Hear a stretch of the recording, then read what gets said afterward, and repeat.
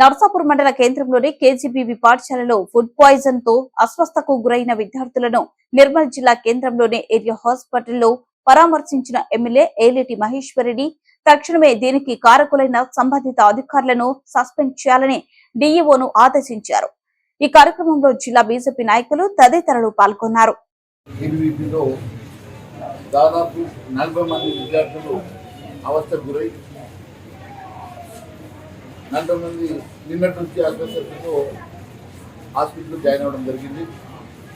దాని మీద కలెక్టర్ గారు నోటీసులు తీసుకెళ్లిన వెంటనే కలెక్టర్ గారు, సంబంధిత అధికారులు, డిఓ గారు అందరూ కూడా వచ్చి విజిట్ చేయడం జరిగింది. మరి నేను కూడా ఇప్పుడు డాక్టర్స్ అందరితో కూడా మాట్లాడడం జరిగింది. ఇక్కడ ఉన్నటువంటి విద్యార్థులు కూడా మాట్లాడడం జరిగింది. బాధాకరమైన అంశం ఏమంటే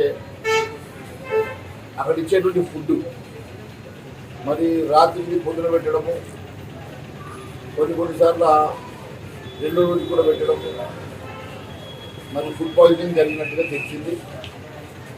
మరి బేసిక్ ఎంక్వైరీలో కూడా, ప్రైమరీ ఎంక్వైరీలో కూడా అక్కడ ఎస్ఓని పూర్తి బాధ్యతని, మరి ఎస్ఓని హెడ్ కుక్ని టర్మినేట్ చేయడం జరిగింది అని ఇప్పుడే నాకు అధికారులు చెప్పారు.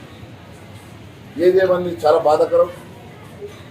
విద్యార్థులు ఇల్లు వదిలి, తల్లిదండ్రులు వదిలి చదువుకోవడానికి ఈ ప్రభుత్వ స్కూళ్ళల్లో, హాస్టళ్లలో ఉంటే వాళ్ళ మీద శ్రద్ధ లేకుండా అధికారులు నిర్లక్ష్యంతో ఈ రకంగా వ్యవహరించడం వలన మరి ఈ రకంగా జరిగిన అస్వస్థత అదృష్టవశాత్తు ఎవరికి ప్రాణ నష్టం జరగలేదు. కానీ ఇంకేదైనా విపత్తు జరుగుంటే మరి చాలా మరి బాధాకరం.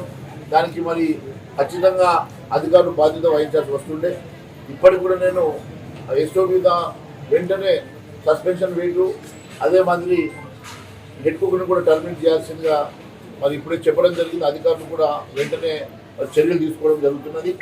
మరి ఇక్కడ ఉన్నటువంటి డాక్టర్లు కూడా మరి 5 పీడియాట్రిషియన్స్, 8 మంది డాక్టర్స్, ఇక్కడ ఉన్నటువంటి మొత్తము డాక్టర్స్ బృందం కూడా సూపరింటెండెంట్ గారితో సహా మరి ప్రతి నిమిషం పర్యవేక్షణ చేసుకుంటూ వారికి ప్రత్యేకంగా అన్ని రకాల మందులు, సదుపాయాలు, వైద్య సదుపాయాలన్నీ కూడా అందించడం జరిగింది. ఇప్పటికి కూడా ఏ రకంగా మరి వైద్యపరంగా ఇబ్బంది లేకుండా డాక్టర్స్ బృందం అంతా కూడా మరి శాయశక్తులు కృషి చేస్తూ ఉన్నారు. మరి ఎలాంటి ఇబ్బందులు ప్రస్తుతానికి లేవు. మరి ఇంకోసారి ఇలాంటి రిపీట్ కాకుండా చర్యలు తీసుకోవాల్సిందిగా కలెక్టర్ గారితో కూడా మాట్లాడడం జరిగింది. మరి నేను కూడా మళ్ళీ గంటకు రివ్యూ చేస్తానని చెప్పి తెలియజేస్తాను.